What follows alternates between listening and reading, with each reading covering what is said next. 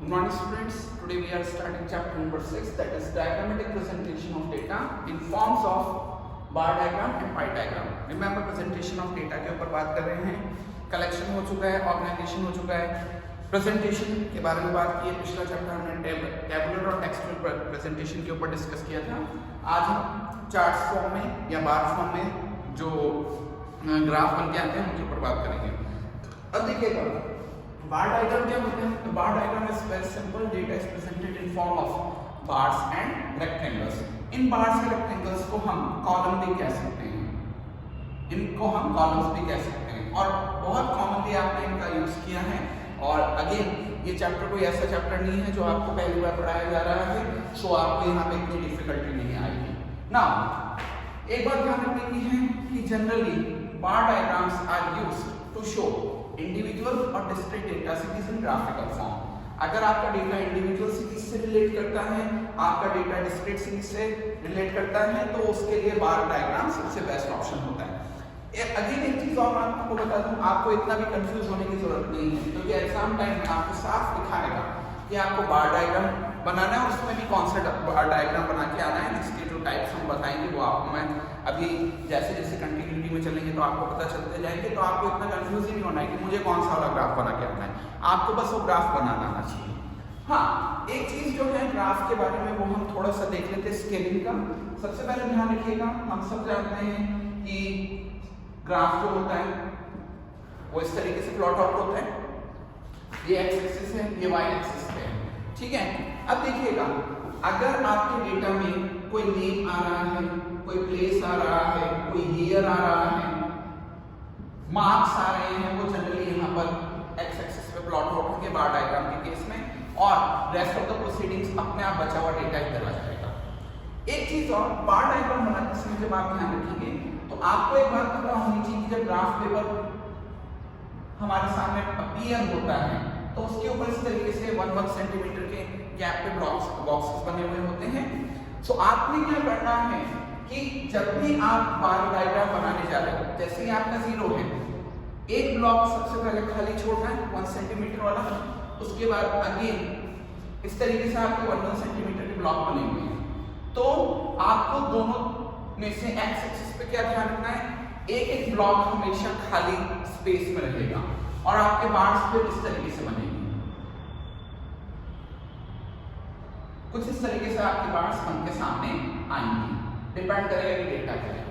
एक चीज और जो हमें इंपॉर्टेंट ध्यान रखनी है कि बार डायग्राम में एक्स एक्सिस पे जो हम नंबर्स लिखेंगे, नेम लिखेंगे, प्लेसेस लिखेंगे या ईयर्स लिखेंगे, वो इस 1 सेंटीमीटर के ब्लॉक के बिल्कुल सेंटर में इस तरीके से लिखेंगे. जैसे मान लीजिए मुझे यहाँ लिखना है ईयर 1995, तो मैं इस ब्लॉक के बीच में लिखूंगा. ऐसा नहीं कि मैं इस लाइन के नीचे लिख रहा हूँ, नो, ऐसा नहीं करूंगा.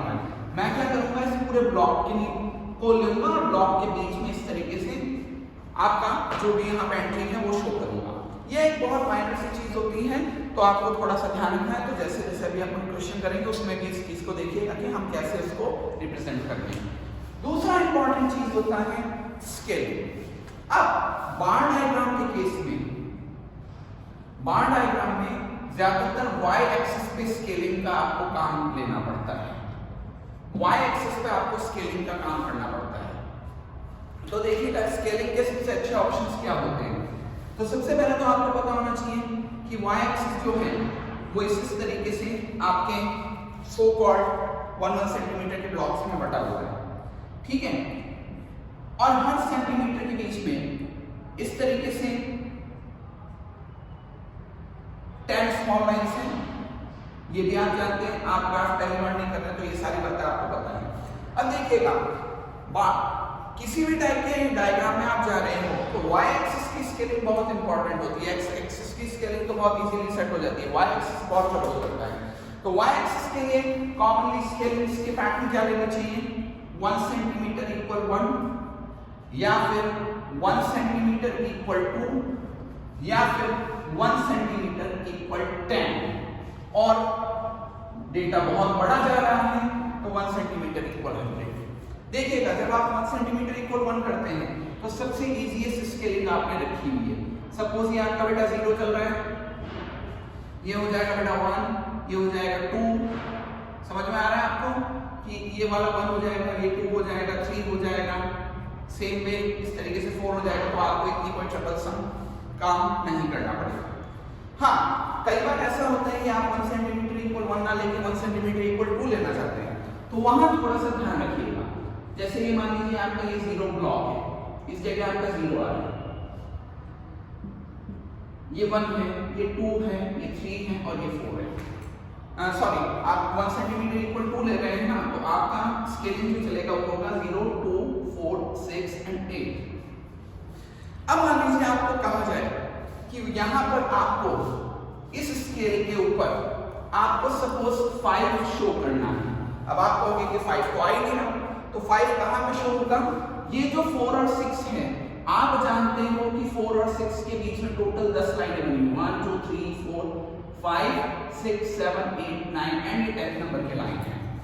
तो 5 इसके बीच में होगा। अब कहां होगा? तो देखिएगा 1 सेंटीमीटर पे आपने 2 का गैप लिया है, इस 1 सेंटीमीटर के बीच में 10 लाइनें खींची हुई है।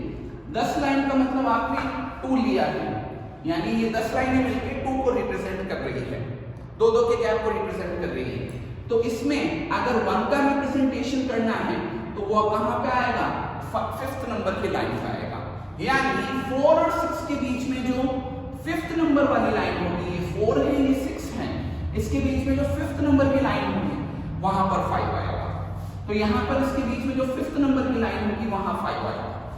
मान लीजिए इसी तरीके से आपको 7 की एंट्री करनी है। मान लीजिए आपको कहा जाए कि बेटा 7 इसके ऊपर डेटा शो करना है, 7 रीडिंग आ रही है, तो 7 आएगा 6 और 8 के बीच में। अगेन ये बेटा आपका 6, ये आपका 8, 1 2 3 4, ये 5 6 7 8 9 और फिर ये 10। तो 6 और 7 के बीच में वही हिसाब लगेगा। 1 सेंटीमीटर का मतलब 2 है, 10 लाइंस पे आप 2 का एंट्री शो कर रहे हैं, तो 5th नंबर की लाइन पे 1 का एंट्री शो होगा। 1 कैसे?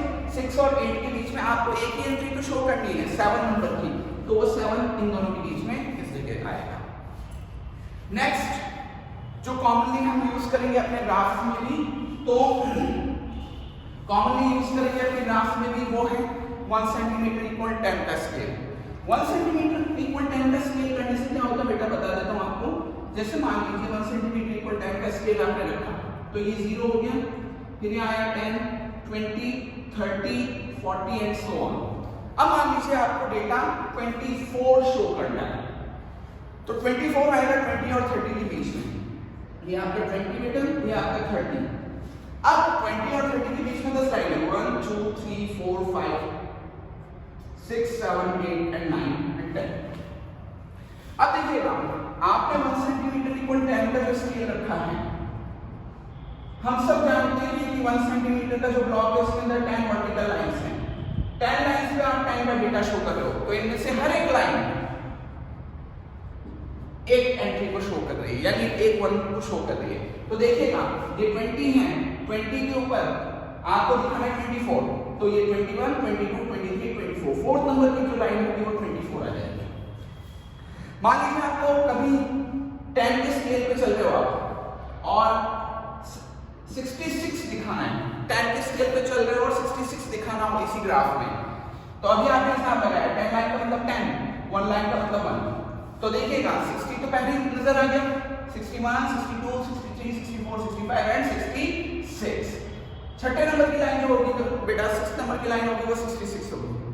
मान लीजिए आपको कहें 38 शो करना है बेटा, 10 के स्केल में 38 शो करना है, 10 के स्केल में 38 शो करना है, तो 30 के ऊपर 8 लाइन जाएंगे, 31 32 33 34 5 6 7 8 एंड 9 एंड 40, तो 8 नंबर की लाइन जो होगी वो 38 होगी।